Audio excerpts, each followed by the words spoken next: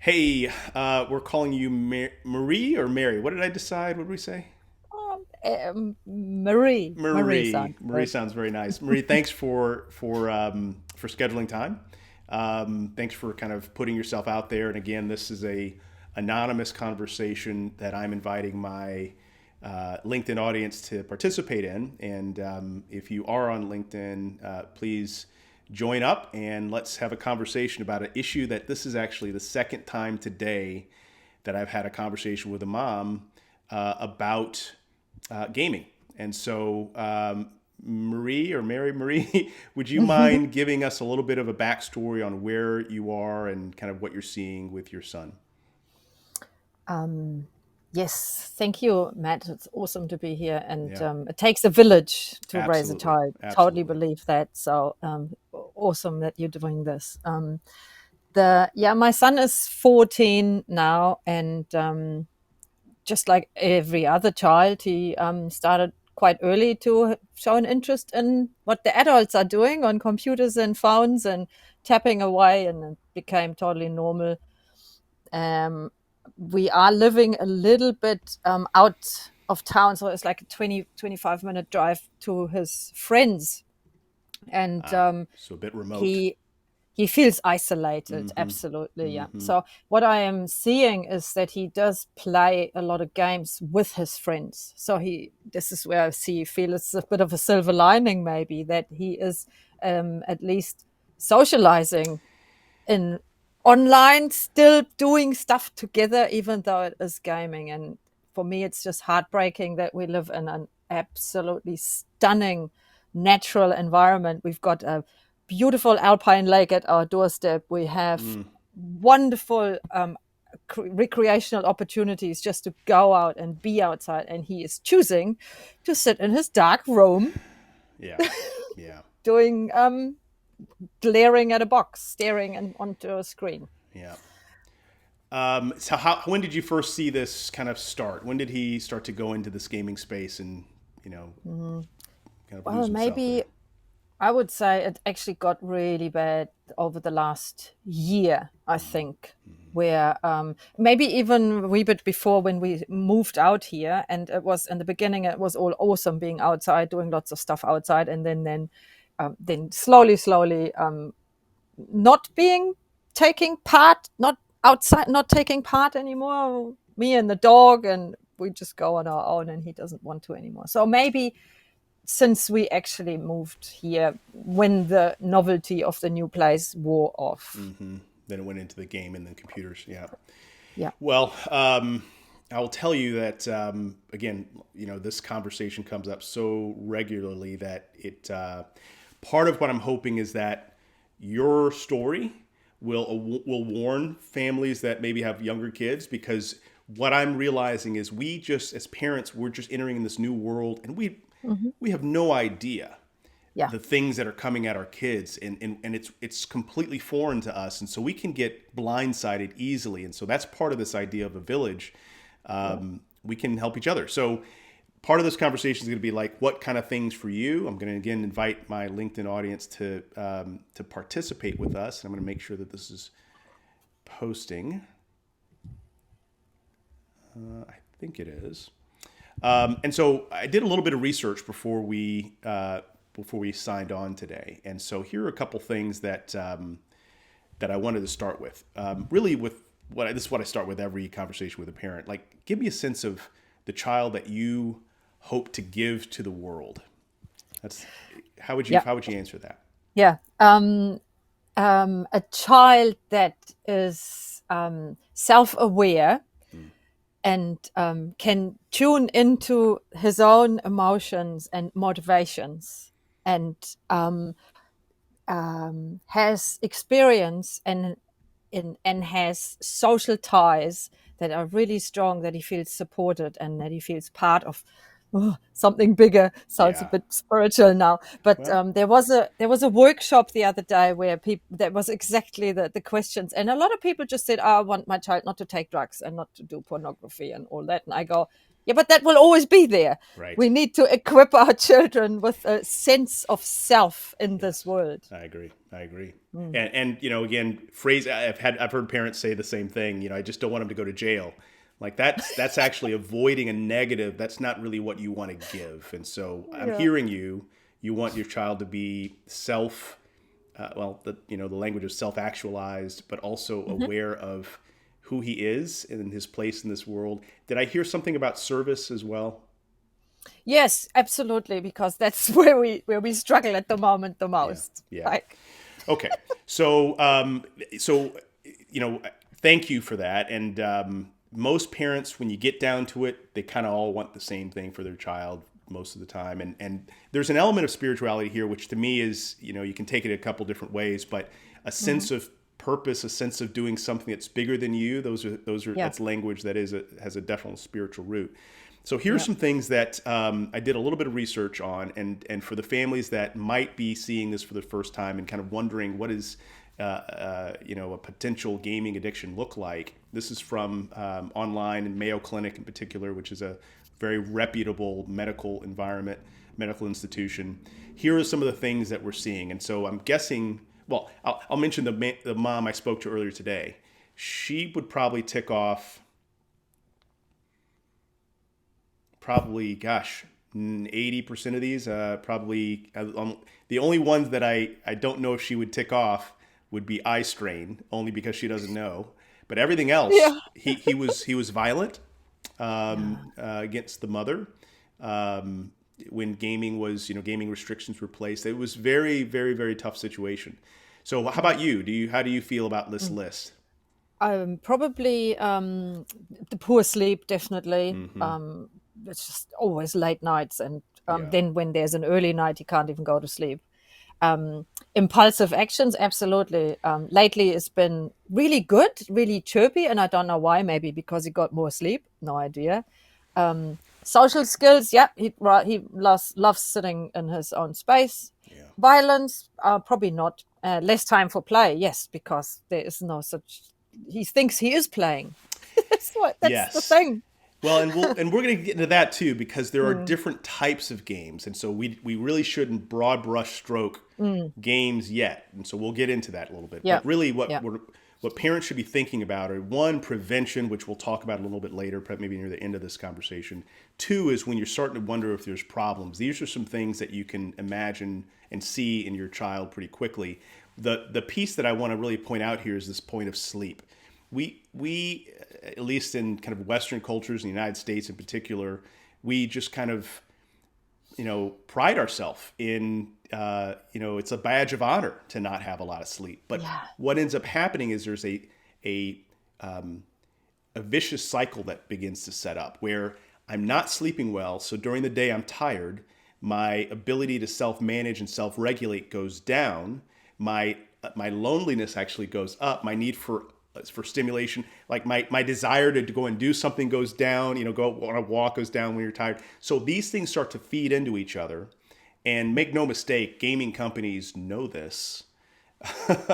So there's no limits on availability of games and when they're able to be played. So that's a big red flag. And again, for the families yeah, that have younger kids, recognize that this is kind of where things can be if there's not some real tight kind of structures in place. And then another information I found was really about this idea of an addiction itself, this preoccupation, withdrawal, irritability. I mean, these are things that have a lot to do with teenage years, but yet this one at the bottom, using gaming to escape or relieve anxiety, inability to control the length and frequency. These are really important dynamics, and it sounds yeah, like that's what you're seeing, right? yeah, Okay. totally. So some of the dynamics that make this harder are that you're in a rural area. His connections sounds like they're mostly online now as Mm, opposed to face, right? yeah, Okay. So let's explore this a little bit. So when I tend to talk to families, there's a bunch of different ways it goes, but it's really based on kind of the family and their circumstance. So there's no kind of, I don't have a set plan. but I usually try to start with the social environment of the child and family. So is he in school? Or Yes. okay, and Yes. is the Yeah. school local? Yes, he is catching the school bus. At the moment, we're in our last 2 weeks of school holidays. It's the Hmm. summer holidays. So Yeah, the last 4 weeks was pretty intense. yeah. With gaming, you mean? Yes. Yeah. Does during the school year, does the gaming is it just as active? Yes, on certain days. On certain days he has things to do after school, Yeah. activities, but maybe three times a week, and then the weekends as well. It's Okay. gaming. Yeah. All right. And then the friends that are local, are they gaming as well? Yes. Okay. So what I might suggest, like, so again, this idea, I think you may have mentioned it, takes a village, right? Yeah. I believe that to be true, even though that has been ridiculed in some conversations. It really does take more than just a nuclear family working in isolation. Yeah. So my strong suspicion is if you are having this concern, if you are worried about your child, that there's a bunch of other parents in your neighborhood that are saying the exact same thing. They just maybe Yes. feel afraid of coming forward with it. They maybe feel like they are, quote unquote, bad parents or who knows what.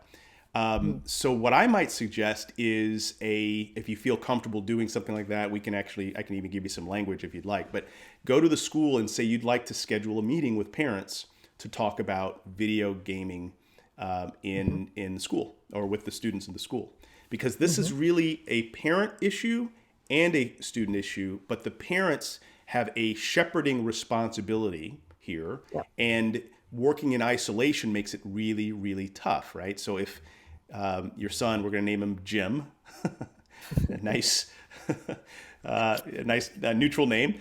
If Jim is interacting with all of his friends online, and then he can't, now socially he feels ostracized, and that creates a problem. Now, on the other hand, if a community says we're going to create some new structures around this, and nobody is online at certain times of the day or night, now it's not just you as the bad person; it's actually a community-wide Yeah. response. One Yeah. of the things so talking to the school and saying, listen, can I convene a meeting with other parents? And if you need a voice to speak to them, I'm happy to step in and just kind of be there and be a the the expert from afar. A lot of Right. times, right? Right. That's a little easier. But the other strategy that I've encouraged parents to do is to really be strategic here and target your child's close friend, like or closest friend, and really the parent of that child, Yeah. and call them up and say, listen, can we have a coffee and have a conversation? And that's when a bit of a common approach can start to take place, where it's not necessarily restrictive, but it's really like we're going to now start to create activities that are going to be responsibilities that as a family we're going to do, and we're going to do them together. So we might meet at the park, on these days, regardless of what's happening, with both families. So now they Mm. can't play the game because now they're actually at the park and they can have some Yeah. FaceTime and start to have some other experiences Yeah. out there. Is that making some sense? Yes, Yeah. absolutely. And So I have all his friends' parents in my in some chat groups, so I'm just gonna that's talk awesome. with them. Yeah. Yeah. Yeah. And have you had a conversation with any of them about this? Um, I did talk about we need to do something for the holidays together because my kid's always online. How about yours? And people just sort of didn't reply to that, so I just follow up. Okay. So here's the other thing that actually might happen, Mary, and that is, so a lot of parents are just kind of asleep Yeah. when we're talking about these issues with their kids. They're not paying attention. I see that all the time. They're distracted, or they think their kid is just fine. That's just what life is like as a kid. Maybe, but also look at the data and look at this information here. This is a potentially medical warning sign that Yeah. many parents may just not be aware of. So you might be in a situation where you're the only one or one of the few who's saying, I think we got a problem here, right? prepare yourself for that possibility. If that's where you are, let's talk again, because there's a whole another series of strategies if you are working in relative isolation. Yeah. Okay, so you've got the parent's contact information, so go ahead and start on that. Do you know any parent who might have a similar concern? Like, you just need one other partner in this thing who Yeah. can. The problem is, in a way, that I'm the only single mom, and he's the only single child in his friends group. So they have all his friends have two-parent family and siblings. Yeah, So sometimes they are going off on their own and doing stuff, and then he can't game with them, and then he just games on his own. I see. And And and games with an international audience, I'm guessing too, right? yeah, I guess Yeah, that's sure. right. Yeah, yeah. Who knows? Okay. All right. So let's work on that communal strategy and see how that develops, and then definitely reach back out and we can talk more if you're feeling like you're the only one that's paying attention here. It's very normal that in our society now that kids are kind of on autopilot, and that's, I think, fairly dangerous. We haven't even gotten into the other dynamics of like pornography and all other types of kind of negative stuff you can get online. So we'll talk about that another time. Okay, so now let's get into maybe individual strategies. Yeah. So, all right. So one of the things that I have become a real fan of, and this is based on my friend and colleague, a guy named Dr. Scott Van Beck, who long educational expert, very concerned about what he's seeing in schools today. What he describes is if there is a child that has a interest or a passion for something, that might be a leverage opportunity. And what I mean by that is if the child is showing interest in gaming, can we use that interest to grow the learning that is related to gaming? And if you think about gaming, gaming is a multi-billion, $100 billion plus industry each year. Thousands and thousands of people working in this space. It has every kind of creative component to it, from the heavy tech coders to the music scores and the artistic qualities and the writing. I mean, it's very, very complicated. It's very big. It's much bigger than the movie industry, right?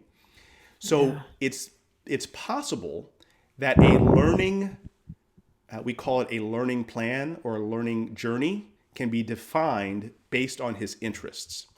Now, let me use an example that you might understand, and some of the other folks listening in. Actually, let me check my LinkedIn feed and see if there's any folks that are adding comments here.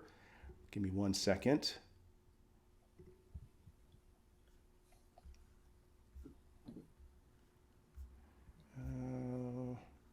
Okay, I'm not sure if this is recording, but let's just keep going, and hopefully we'll get some other comments later, and I can forward them back to you as people give me ideas. Right. All right, so if he is interested in gaming, there's, again, the possibility of saying, okay, son, we're going to negotiate a little bit. You're 14. That doesn't mean that you have 100% decision making here. We actually, we're a partnership here. I'm paying the bills. I'm giving you the food. There's going to be some expectations I'm going to need to set up here. And one of them is, I love that you're interested in gaming. I would like you to grow that interest in gaming, right? And that may take him off guard because you've probably been yelling at him about gaming and stop gaming and put the thing down, right? So if you say, listen, I want you to actually go deeper in this thing, right? So I want you to, here's some ideas. Do me a favor. I'd like to sit in and listen in, and I'd like you to mute. Again, I'm not sure what game it is. We'll talk about that. But if it's some of the games that have a score and a musical composition to it, mute it for 5 minutes, and let's see what emotionally what's different about that if it is muted, and why. Cool. Right? And so what you're trying to do is to help open the doors so he can see that this game is actually a work of art, right? Yeah. And we want him to appreciate it as a work of art, not just a toy. Right? Yeah. So that's one way to think about it. Another way is to find the score. Again, I will have to find the game he's playing, find the score online individually, and play it for dinner while you're eating dinner. So you can just hear the score. There's a game, this was years ago, called Halo. that I played a bit, and it was just beautifully, it was orchestrally beautiful, and it elicited emotion. And so what we're doing now is we're talking about music, the composition of the music, what it does to me. We're talking about psychology. Why does music affect me like that? That's kind of strange. That without the music, this game becomes Yeah. somewhat boring. Yeah. So now I might have an interest in, okay, well, I want to understand more about that. And that could be a learning journey that heads down that pathway, right? Other things about if you're playing alone versus playing with a team. If you're building something or if you're destroying something, do you feel differently about what's Yeah. happening? So what we're trying to Awesome. do is not necessarily initially say, stop playing. What we're Yeah. trying to do is to say, what is it about this game that causes you to really love it? Right? I want to understand it as your mom, but I also want you to Yeah. understand it Yeah. as a child so Yeah. you can start making some connections. There may be Yeah. something in there that you want to pursue for a lifetime. He could be discerning about and more curious. That's right. Absolutely. That's And great. and curiosity is the Yeah. word. Discerning is Yeah. perfect too, but curiosity. Yeah. If you can get him to start lighting the flame of curiosity, Yeah. he will Yeah. start saying things like, um, you know, um, what if we did this differently, or why couldn't we do this differently in this game? And what are games that are like this? Or ideally, at some point, how did they make this game? How much money do the people who work on this game make? How, on and on and on, right? So, since you're about to go back to school, maybe we touch base before the next big holiday, 2 or 3 or 4 weeks before that, and we come up with a strategy about how we're going to tackle that holiday, because likely when you get to the holiday, he's going to go right back into playing all day long, and we need to Yep. create some structures so that it's not just playing, it's playing plus, right? Yeah. Playing plus learning about the industry, playing plus learning about the orchestral score, or playing plus learning about how some of the imagery is created, things like that, right? Yes. That's awesome. Yeah. Well, another part of this curiosity, though, Pete, and this is something, this is a little weird what I'm about to say, but I talked to a mom whose child was really into drugs, particularly like marijuana. Like, he just didn't want to give it up. He really enjoyed it for reasons that I can't quite understand. But apparently, everyone else in the world seems to enjoy it a lot. But what I said was, all right, well, listen, let's start getting curious about this. What is happening with that drug, and how does it make you feel, and why? And let's start studying the good and the bad about that. Let's start studying the industry. Let's start studying if there are people who are injured as a result of this drug, and how does that make you feel? And so, again, drugs, it's a much more difficult circumstance because it's illegal in many places, and so that may be not a great idea. But as it relates to gaming, this idea of curiosity, how it affects not just you but the neighbors, the society. There's a bunch of good videos online, documentaries around how gaming and social media can impact people, right? The best one I've seen is called, it's about social media, but there's a social media aspect of gaming. It's called The Social Dilemma. Have you heard of that? I've watched it. Yeah. Yeah. Did he watch it? He doesn't want to. Yeah. Okay. Well, okay. So let's get into this next piece, which is, Yeah. let me bring up a document here, or list an image. This is like my cheat sheet. I have all my notes and things like that here. Here, we'll go here. So this is a little bit of a busy image, but I'll start here. Every child and parent goes through this process. So on the left side, you'll see that it's about ownership, like who owns what happens in that child's life. And when the child is born, the parent owns it 100%, right? Child can't eat, can't drink, can't do anything without the parent making the decision to do it, right? But ideally, over time, at some point, that child becomes fully able to live independently of the parent and knows how to manage their life. And between that day of birth and that day that they are fully independent is the challenge of parenting, right? So what happens though, and I'll see if I can change this a little bit, is that there are dynamics that get stunted. So the child, as they're growing in their responsibility and ownership, they start to kind of flatten this curve out. And I'm not sure if I'll be able to do this, but you get my point. They will Yeah. start to flatten out, and they will lose their ability to continue growing more responsible and more of an owner of their learning. So what I'm hearing here is that you're kind of stuck a little bit here. Phase one is like what I call a control phase. Again, at the top it says parent is, it's a control and a follower phase, right? Yeah. Child has to do it. It's just how it is. Yeah. The second phase is what I call the parent lead, or the parent leads the negotiation. So an example of that would be, son, would you like to wear your blue shirt or your red shirt?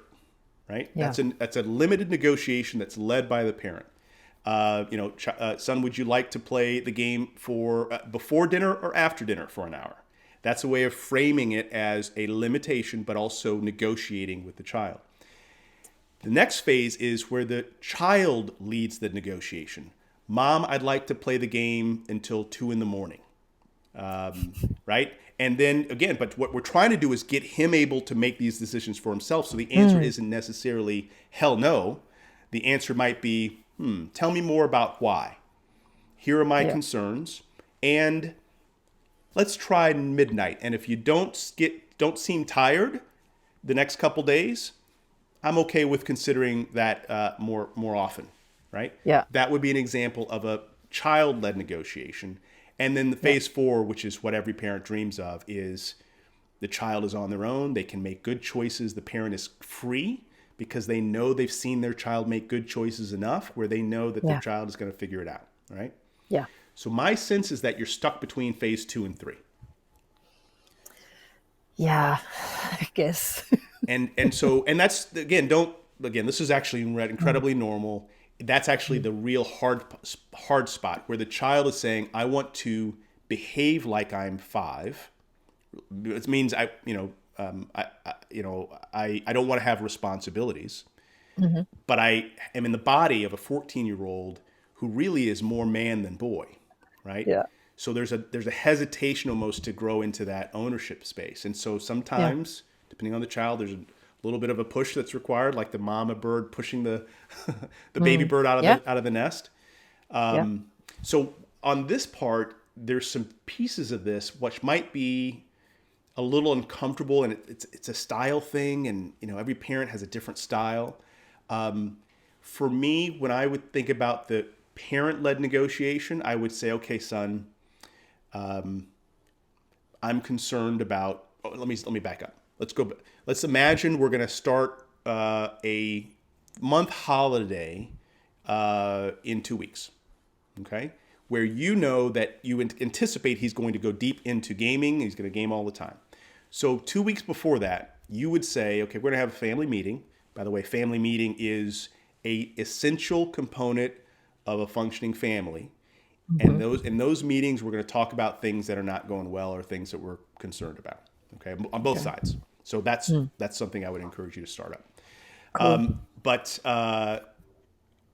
in that conversation that happens 2 weeks before the vacation, the holiday, the conversation would be, okay, son, holiday's coming up. I would like us to begin setting up time schedules around what we're going to do when. When would you like to play your game? Yeah. And he might say, I want to play it from 7 a.m. to 7 or to 6:30 the following morning and have a half an hour of sleep. And you say, no, that's not going to work for me. Here's why. And we'll, find some information about tech addiction. You say, I'm concerned that kind of access is going to lead to addiction. What can we negotiate? And by the way, son, if this breaks down, you've got to remember that I am the dictator. I'm the benevolent dictator of the house, right? And again, that also can be a little tricky because some children can react really harshly to that. But this is a space where, as a parent, we've got to figure out ways to create limits, or else the child might run themselves off into a creek. right? Yeah. So anyway, I hope this image is kind of, this is one thing that I've seen happen over and over again. And even with my own kids, like some kids really moved up that responsibility curve quickly. Others lingered. They seemed like they wanted me to do everything, and I had to kind of push them out of that space. A lot of it happened between the 12 to 14, 15 year time horizon. So that's kind of the tough spot. But since he's about to go back to school, when does he start again? In almost 2 weeks, Two but weeks. less than 2 weeks. Yeah. Yeah. Okay. Well, maybe something that, it's been going on for a while, all summer or all summer long. And now it's a situation where you might just say, hey, listen, son, we're going to let you go ahead and continue this, but be aware before the next holiday, we're going to have some conversations about how we bring some balance here and how we Yeah. help you go deeper into gaming. I want you to know everything there is about this game. I want you to understand how it's built. I want you to understand the money involved with it. I want you, that's, as your parent, Yeah. I want you to know that, because that is you might be, and I may use language like this, you might be, son, a person that builds and designs or makes the music for a game like this in 10 Yeah. years. And that would Yeah. be wonderful. Wouldn't you love to do that, son? Of course, the answer would be yes.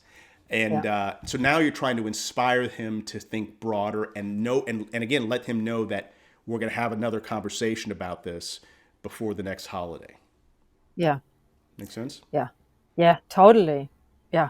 Do you feel Yeah. up to that kind of Yep. that challenge? Yes.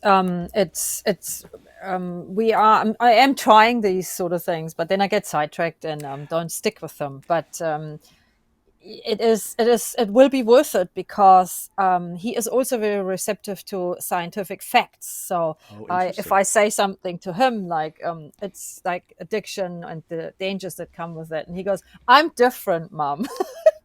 So if I could get studies That's to show him, right. That's what all addicts say, though, right? yes, exactly. Well, so I'm certain two things that I probably should have started with. One, because you're paying attention, you represent the top like 2% of parents, right? You're paying attention. You're talking to some weird bald guy in another part of the world about your son. You're putting yourself out there. You're trying to learn and grow and stretch. Do not beat yourself up for a moment if you don't hit it perfectly, or if the habit that you're trying to establish doesn't sustain itself. This may go well for a week or two, and then you go back to baseline. That's okay. Yeah, Start it again. And I do this yeah, all the time with my family, and I apologize. I'm sorry I'm not as disciplined as I need to be, son, but we're going to need to go back to what we had agreed upon, a month ago, and we're going to yes, restart it on Monday. That yeah, sort of thing. yeah. Open communication and talking about all of these issues. I've always fared really well with him on that, and it just Good. depends on his mood, And if which he's is tired, yeah. If he's tired, if he's been on the box for too long. yeah, yeah, yeah. Well, again, I want to encourage you, and I want to let you know I'm available for further conversations. I don't know if you're a person of faith, are you? Um, kind of. Kind of. Okay. Well, I am. And the other part about this image here is we can't really control how this works. We can do our best. Yes. Yeah. And so I leave a lot of this up to prayer and a sense that there is a power that's much stronger than me and is working in ways I Yeah. don't understand. And I'm going to trust that I'm going to do the best I can, and trust that God will smooth my rough edges and will Yeah. make some of my crooked Yeah. paths straight. Right. Yeah. So if you're a person of prayer, I would definitely put this on your prayer list as well. You're going to need Yeah. a lot of help. All right. So review.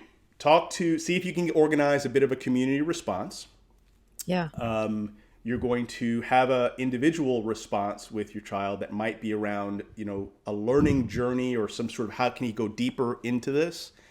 But you're also going to, at some point, begin to create the expectation that responsibilities come with freedom. So the freedom to play has to begin with the responsibility around the home, to maintain the home, to help prepare meals. He's 14. He should be, in my view, he should be cooking. He should be helping with groceries. He should be helping to clean up. He should be serving someone outside of the home as well. These are all things that I think we can hopefully move into. And again, from my perspective, it's not just because I say so. It's because the scripture that I read says these are the things that are expected, and so that's why I'm pushing on you to do these things. So, well, research, blue zones, being in service, being in community makes people live the longest. Absolutely, That's, and the that's all happiest. there. Yes. Yep, that's exactly right. So these are. I find it interesting too. A lot of the things I read in scripture, I see it also in science, and I'm like, okay, this has got to be true. I'm seeing it on both sides, right? Yeah. So, anyway, well, was this helpful? Absolutely. Yes. Great. I'm so glad. Yes. Yeah. I'm so glad. Yeah. So again, Fantastic. you've got you know how to get a hold of me. Feel free to do so. We'll have another conversation like this. And whatever happened with my LinkedIn, I'm not sure why it's not broadcasting, but I'll still post it, and hopefully we can get some comments from people who could say, "Hey, Matt, terrible idea. tell her to do something completely different, or here's a website that could be of use, etc." That I know the people out there that have much more expertise on this than I do. Yeah. Okay. And helping each other is just so great. It is, and it's And possible. we're not alone. Yes. That's right. We're not alone. It's possible now in a way that I didn't know was even possible, a few years ago. Yeah. So, Wonderful. all right. Thank you so much, Matt. You're welcome. You're welcome. And we'll talk again. And I wish you the very best. Okay. Stay on the line. We'll talk after we take off air. Hold on.